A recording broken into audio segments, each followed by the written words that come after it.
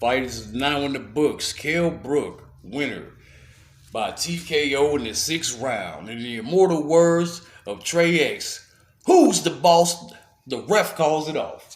Now, man, listen, this fight was actually more action filled than I thought it would be early in the offset. I knew it would heat up eventually, but I think Kell Brook did a good job. He looked pretty good. It looked like the Kell Brook of old, actually, instead of an old Kell Brook. Amir Khan, however, didn't look like he can put stuff together. Uh, Brook did everything he had to do, man. Very impressive stats in this fight as well, man.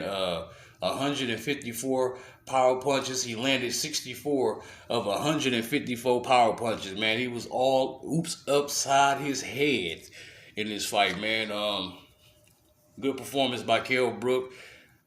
Amir Khan, he tried to keep his range and try to keep that distance and keep that flow steady. He had some moments in the fight as well, but it was pretty much dominated by Kell Brook the whole night.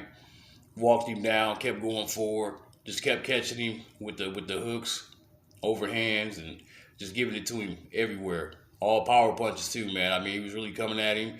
I think the whole fight, I think Amir only threw altogether about 100 some odd punches.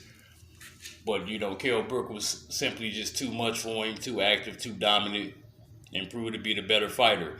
18 years in the making. He'd been waiting for this fight for quite some time in his career. He'd been calling out Amir Khan his whole career. And Amir Khan always went a different way and fought somebody else. And now he finally got that fight. Perfect way for him to go out. I think there is a rematch clause in this fight, but this fight clearly shows that it shouldn't be a rematch. We know Kell Brook is the better fighter. No controversy, none of that. He proved like he said he would do. He said he would come in there, dominate, and knock him out. Knock him square out. So I think he would have done that if the referee didn't step in. He just couldn't do much but just hold his hands with the pickaboo and try to cover up. And wasn't much he can come back with. He couldn't snap back. Seemed like he didn't have his legs there pretty much the whole fight. You know, he was on spaghetti legs and he couldn't really do much in this particular bout.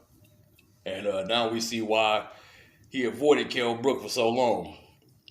Those chocolate brownies was in full effect. And I guess Amir Khan was real hungry and he had a big appetite because those chocolate brownies were smacking him all upside his head.